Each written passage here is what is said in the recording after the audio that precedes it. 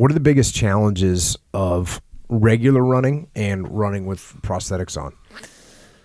So yeah, one of the things I had to figure out was, or one of the things I learned in my first and second Marine Corps marathon was that I needed to figure out how I was going to prevent skin breakdown. Right. So I would run, after my first marathon, I ran and then I took my legs off and it was just blood. I'd like take the liner off and just blood just shot everywhere.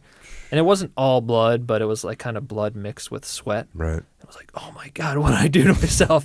Yeah. I was scared. I was like, did I mess up my skin graft? Is that thing? Because those things can be kind of sensitive. And it ended up just being a little blister, I rubbed the skin off and it's like the size of that big. But I knew if I ran again the next day, that's going to get bigger and that's going to totally derail the whole thing. So I had to figure out a way that I could avoid getting like my skin rubbing off. And so I started messing around. I wear these things called liners that kind of wick the sweat. They kind of collect the sweat to help with clamminess. And so usually I would put those on and they would go all the way around the end of my stump. It'd be like a sock on the end. So what I did was I cut that off at the end. And so it's kind of basically like a rash guard on my thigh. And it wouldn't go down to the end of the stump.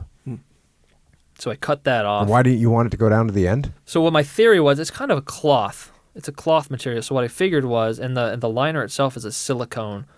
And I didn't figure that the silicone would be creating a whole lot of friction. So what I figured was maybe that little liner, as comfortable as it was still fabric. So it was probably just 40,000 steps still rubbing the skin off. So all right, so I'll cut that off and see what happens.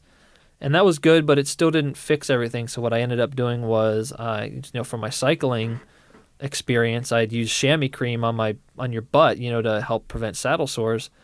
It's like, well, maybe I'll take this chamois cream and put it on these spots that I know tend to get rubbed. So I would goop up. I would just take a huge goop and just slather it on there, and that seemed that fixed it pretty good. Awesome. And so I was like, all right. So I figured that method out. So that's one of the things is trying to figure with running with prosthetics is figuring out how to avoid that skin breakdown. And that's kind of numero uno because you can be as strong as you want, but if you can't put your leg on because the skin hurts so much, then all that strength, it doesn't matter.